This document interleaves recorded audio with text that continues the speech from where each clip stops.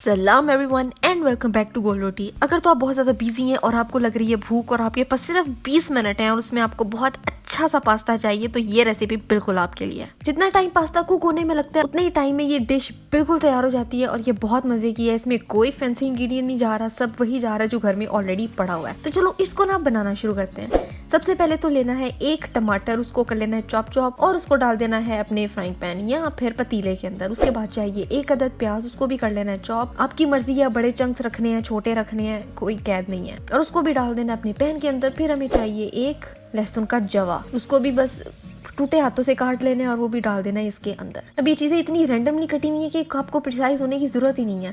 उसके बाद इसमें जाएगा टमाटर का पेस्ट 1/4 कप। आप चाहो तो इस पॉइंट पे केचप भी यूज कर सकते हो, लेकिन टोमेटो पेस्ट जो है वो इसमें बहुत अच्छा लगता है। और उसके बाद इसमें जाएगा नमक हस्बे जायका। आप कोई और भी इसमें मसाला यूज कर सकते हो, मैंने इसमें बाकी ऐड किया। लाल मिर्चों का पाउडर 1/2 टीस्पून, कुटी लाल मिर्च 1/2 टीस्पून, जीरा 1 टीस्पून, चाट मसाला 1/2 टीस्पून। आप चाहो तो इसमें कोई भी मसाला ऐड कर लो। कभी कभार जब मेरा कुछ अलग करने का दिल चाहता है तो मैं इसमें अचार गोश्त मसाला डाल देती हूँ, वो भी बहुत डिफरेंट लगता है, बड़ा अच्छा लगता है। अभी डालने के बाद मैंने इसमें डाल दी स्पैगेटी। अब ये सब कुछ तो वैसे बहुत अंदाजे से होगा कि आपको कितनी चाहिए। मेरा ख्याल ये एक पैकेट था और इसमें से 3/4 मैंने यूज किया है। मुझे याद नहीं है कि पैकेट कितने ग्राम का था, हम सॉरी, आप ना अंदाजे से कर लेना। उसके बाद इसमें जाएगा तेल 3 टेबल स्पून। डालने के बाद इसमें मैंने डाल दिया हॉट सॉस टू टेस्ट होगा कोई, मेरा ख्याल है 2 टेबल स्पून। और फिर इसमें जाना है पानी। अब पानी अंदाजे से ही जाएगा, आपने बहुत ज़्यादा भी नहीं डाल देना कि आपकी स्पैगेटी कुक हो जाए लेकिन वो स्टिल सूपी रहे। और आपने ये करना है कि अगर पानी पकते पकते खुश्क हो जाए तो आपने गर्म पानी और डाल देना है।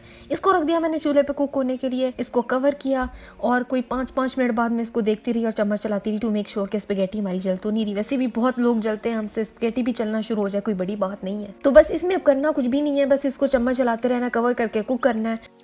इसमें 20 मिनट मैक्सिमम लगते हैं क्योंकि इसमें कुछ काम करने का नहीं है।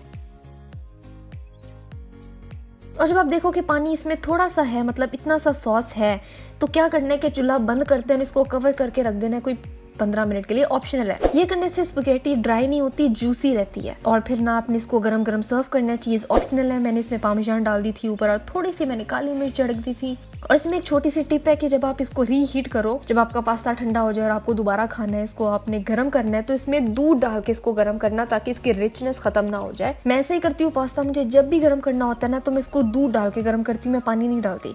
तो आपने भी ये ट्राई करना है, उससे आपकी स्पैगेटी बहुत क्रीमी हो जाती है। तो आपने ना इसको ज़रूर ट्राई करना है और इसकी तस्वीर मुझे इंस्टाग्राम पे भेजनी है ताकि मैं उसको अपनी स्टोरी पे लगा सकूं। और आज के लिए बस इतना ही था। मेरी लास्ट रेसिपी ये रही, यहाँ देखो, सब्सक्राइब यहाँ करो, मेरा पहला चैनल है सनस पकड़, उसको भी सब्सक्राइब करो। अगली रेसिपी कौन सी होनी चाहिए मुझे भी बताओ और मैं मिलती हूँ आपसे अगली वीडियो में एक नई रेसिपी के साथ।